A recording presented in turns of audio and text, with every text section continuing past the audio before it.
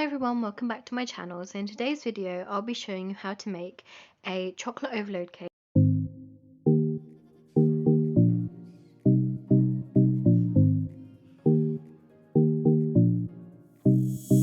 So I've got a bowl of pre-made chocolate icing, which is basically my vanilla icing recipe, but I've added a bit of milk and more cocoa powder to it till I've got a strong chocolate flavor that I've desired.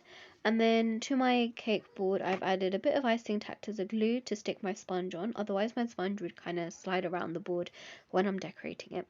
After placing the first layer on the board in the center, I've added more chocolate icing and spreaded that all around. At this stage, you can add Nutella or any other spread or something you want as a filling too.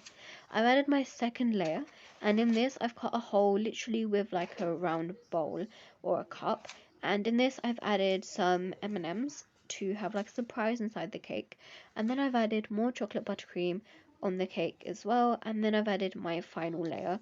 Now these layers I made the day before, and then I wrapped them tightly and let them kind of set.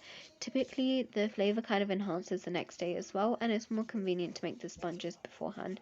Otherwise, it can get really messy and busy. So now for the crumb coat. However, I skipped the crumb coat aspect of this. I just added a lot more buttercream at this stage and then smoothened it out till no crumbs were visible and there was a decent amount of buttercream on the outside. And then using a cake scraper, I smoothened down the cake so it was as smooth as possible.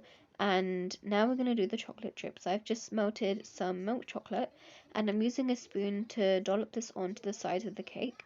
Obviously, the more chocolate you add on, the further down the drip will go, and this is the way that I'm doing this strip.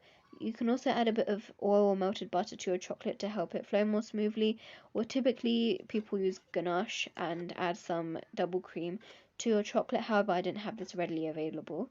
I've added a swirl, I've just swirled the top, and now I've stuck the different chocolates on because this is a chocolate overload cake, so it's completely chocolate flavored, chocolate sponge, chocolate icing, chocolate drip, and chocolates on top.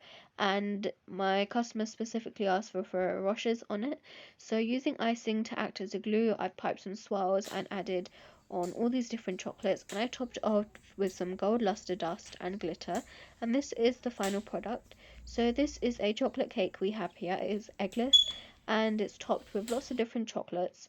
And yeah, that's how I made this chocolate overload cake. I hope you guys enjoyed watching it. If you have any questions, do comment them below and let me know if you'd like to see more videos of behind the scenes of decorating orders for customers. And yeah, that's all for today. Thank you so much.